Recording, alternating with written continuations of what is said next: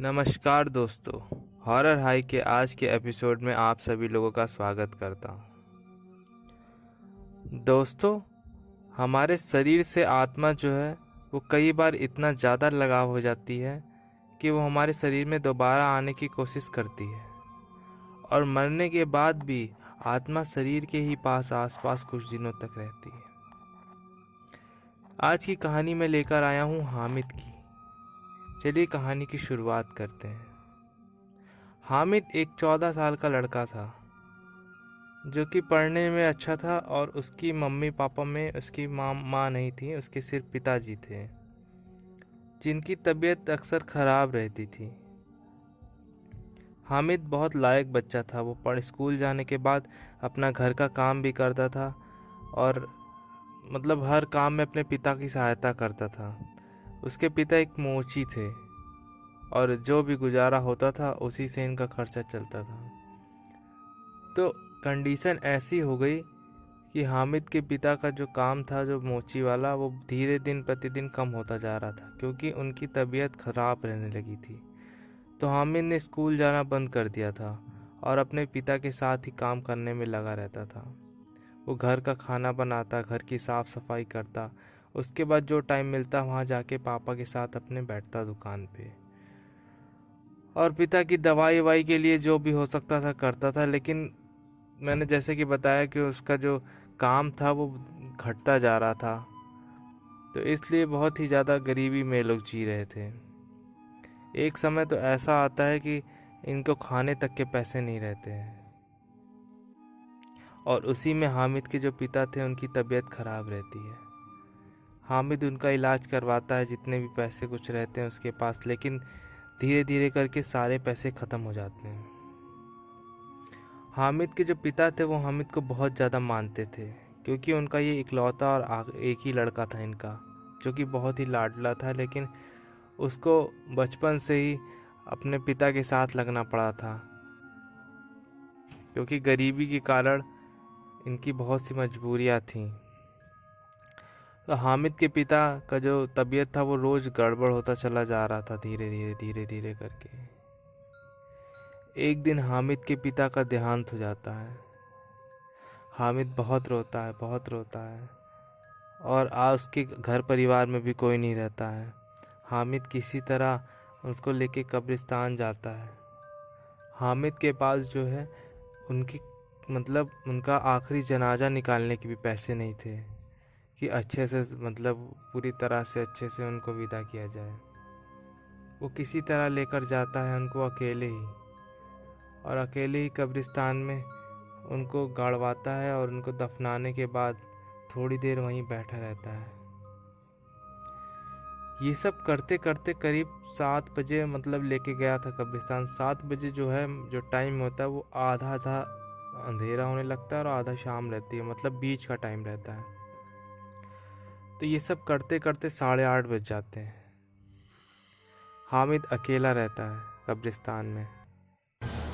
फिर हामिद रो वो के जब वहाँ से विदा लेता है अपने पिता से उनकी कब्र वब्र दफनाने के बाद, जब हामिद वापस की तरफ लौट रहा था, जब हामिद जो है गेट के पास आता है कब्रिस्तान के, तो उसको पीछे से आवाज़ सुनाई देती है, हामिद, हामिद। हामिद पीछे मुड़कर देखता है तो पीछे कोई नहीं। फिर हामिद गेट की तरफ बढ़ने लगता है। पीछे से हवा ज़ोर से आती है और ऐसा लगता है कि जैसे किसी ने कंधे पर हाथ रखा है और पीछे से बोल रहा है, हामिद, हामिद, मुझे प्यास लगी है बेटा, मुझे पानी पिला दो। हामिद मुड़ कर देखता है तो पीछे कोई नहीं। फिर ये आवाज़ उसके पिता की कब्र के पास आ रही थी, हामिद, मुझे बहुत प्यास लगी बेटा, मुझे पानी पिला दो, मुझे पानी पिला दो। हामिद इस बात को सुनकर चीख देता है और बोलता है, अब्बू, अब्बू, अब्बू आप कहाँ हैं? अब्बू आप जिंदा हैं क्या? उनकी कब्र के पास जाकर चिल्लाने लगता है, लेकिन आवाज़ें आना बंद हो चुकी थी। एकदम सन्नाटा हो गया था। कब्रिस्तान का जो माहौल था वो बदल चुका था। हल्की सी ठंडी जैसा मौसम हो गया था और जब हामिद वापस मुड़कर गेट की तरफ जाता है तो क्या देखता है कि गेट बंद हो गया। शायद गेट किसी और ने बंद किया था। किसी ने सोचा होगा अब रात का टाइम हो गया, कोई कब्रिस्तान में तो आएगा नहीं, तो कि जो भी कब्रिस्तान के आसपास के लोग हैं या कब्रिस्तान के बाहर जो भी बैठता वो गेट बंद करके वहाँ से जा चुका था। ये कब्रिस्तान काफ़ी बड़ा था। ये कब्रिस्तान लगभग आधा किलोमीटर में फैला हुआ कब्रिस्तान था। अब हामिद सोचता है कि अब मैं वापस कैसे जाऊं। जो कब्रिस्तान की जो बाउंड्री थी उसमें बड़े बड़े सरिये लगे हुए थे, लोहे के बल्लम लगे हुए थे जिनको, और जो दीवार की ऊंचाई थी वो करीब 6-7 फीट थी, जिनको पार करना एक 14 साल के बच्चे के लिए बहुत ही मुश्किल था। हामिद थोड़ी देर वहीं बैठा रह जाता है। अब सोचता है मैं वापस कैसे जाऊं। तो उसको याद आता है कि कब्रिस्तान में एक दूसरा गेट भी है, लेकिन वो दूसरी छोर पर है, जो यहाँ से करीब आधा किलोमीटर की दूरी पर था। हामिद वहाँ से जाने के लिए तैयार हो जाता है। वो अब दूसरे गेट की तरफ जाता है, चलते हुए जाता है और अंदर से वो बहुत दुखी था। उसको उसके पिता की याद आ रही थी। हामिद जाता है, थोड़ी दूर पे पहुंचता है तो एक कब्र के पास एक आदमी बैठा हुआ था। अपना सर जो है घुटने में डाला हुआ था, ऐसे जैसे सर नीचे करके बैठा हुआ था। हामिद जाता है, उसे देखता है कि अरे एक सुनसान में ये आदमी यहाँ क्या बैठता है। तो हामिद बोलता है अरे अंकल आप यहाँ क्यों बैठे हो। वो आदमी कुछ नहीं बोलता, वो वैसे ही सर नीचे करके बैठा रहता है। फिर हामिद उसके सर पे ऐसे हाथ रखकर बोलता है अंकल आप यहाँ क्या कर रहे हो। वो आदमी अपना फेस ऊपर करता है, उसका चेहरा बिल्कुल सफेद रहता है एकदम से। उसका चेहरा बिल्कुल सफेद, आंखों के नीचे से कुछ काला काला सा लगा रहता है और उसकी आंखें बिल्कुल लाल लाल रहती हैं एकदम। हामिद ये देखकर डर जाता है और बहुत जोर से चीख देता है। और वो इतनी बुरी तरह से हामिद को देखता है कि हामिद की जान ही निकल जाती है। हामिद थर थर कांपने लगता है और उसका चेहरा इतना गुस्सैल में रहता है कि तूने मुझे क्यों डिस्टर्ब कर दिया, ऐसे कुछ रिएक्ट करता है। हामिद वहाँ से दौड़ते हुए भागता है, भागते भागते एक बड़ा सा पेड़ रहता है, खूब बड़ा सा घना सा पेड़ रहता है किसी का। कब्रिस्तान में अक्सर देखे होंगे आप लोग, बड़े बड़े पेड़ रहते हैं जो कि रात के समय हमें वैसे ही डरवाने का काम करते हैं। हामिद जाकर उस पेड़ के पीछे छुप जाता है और वहीं बैठ के थोड़ी राहत की सांस लेता है। इस समय कब्रिस्तान का जो मौसम था वो बिल्कुल चेंज हो चुका था। कब्रिस्तान में ठंडी होने लगी थी और पता नहीं कहाँ से धुंध पड़ने लगी थी खूब ज्यादा, मतलब कि कोहरा। उसी कोहरे में हामिद एक औरत को जाते हुए देखता है जिसके लंबे बड़े घने बाल और उसके बाल उसके चेहरे को ढाके हुए थे। वो औरत धीरे धीरे कोहरे में से जा रही थी, फिर एकाएक खूब तेज से गायब हो गई। हामिद समझ नहीं पाता है। ये सब देख के उसका मन बहुत ज़्यादा डर रहा था क्योंकि वो 14 साल का बच्चा था। थोड़ी देर बाद एक छोटे बच्चे की हंसने की आवाज़ आती है और वो भी दौड़कर हंसते हुए जाता रहता है वहीं से, और वो भी धुंध में से गायब हो जाता है। फिर थोड़ी देर बाद एक दूसरी औरत नजर आती है।